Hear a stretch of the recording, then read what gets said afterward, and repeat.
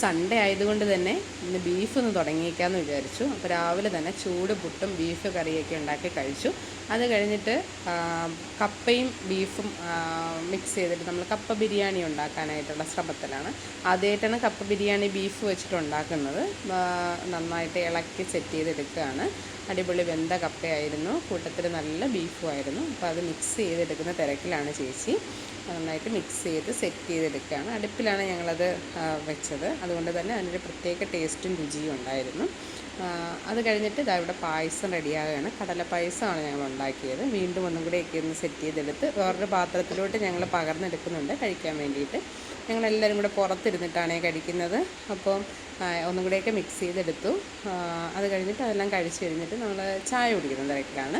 അപ്പോൾ ഞങ്ങളുടെ കൂടെ ഇരിക്കുന്ന യുവന്മാരുണ്ടോ, ഞങ്ങളുടെ പട്ടിക്കുട്ടന്മാരാണ്. യുവന്മാരില്ലാതെ ഞങ്ങളുടെ ഒരു സന്തോഷങ്ങളും പൂർണ്ണമാവില്ല. അത് കഴിഞ്ഞതിന് ശേഷം ഞങ്ങൾ സിനിമ കാണാൻ പോകാനായിട്ട് ഇറങ്ങുകയാണ്.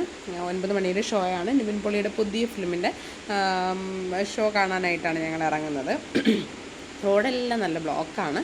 അപ്പോൾ 9 മണിക്കാണല്ലോ നമ്മുടെ ഷോയുടെ ടൈം. അപ്പോൾ ഞങ്ങളവിടെ എത്തി. അത്യാവശ്യത്തിലധികം തിരക്കുണ്ടായിരുന്നു. ഹൗസ്ഫുള്ളായിരുന്നു. 9:30 വീണ്ടും ഷോ ഉണ്ട്. അപ്പോൾ ഇതൊക്കെയാണ് ഞായറാഴ്ചത്തെ ഇന്നത്തെ വിശേഷങ്ങൾ.